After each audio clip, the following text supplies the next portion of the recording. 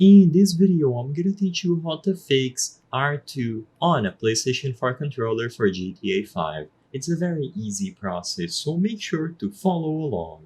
If you are having trouble with your controller where the R2 key is either not registering or registering multiple times, making it impossible to do certain actions inside of GTA 5 or other games, there is a certain workaround that you can do.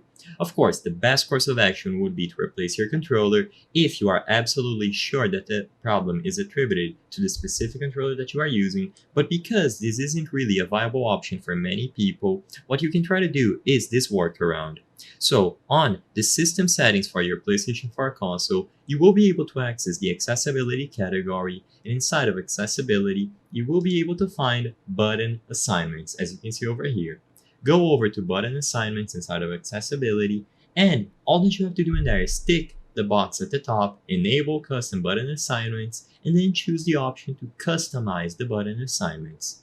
As the name of this setting suggests, you will be able to change every single button available on your controller. So for example, you can make it so when you press R1, it is going to actually do the action from R2. Of course, this is only an example and you can change literally every single option as you can see on screen.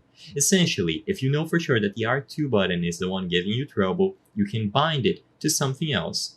So go over to R2 and you can choose something, for example, like R1. So when you press R1 inside of a game, including of course GTA 5, it is going to perform the action available through R2 inside of the game. You can repeat this process as many times as you wish, and once you replace the controller or you switch games and R2 is working for another game that you are playing, you can simply untick the box to enable or disable this option as necessary.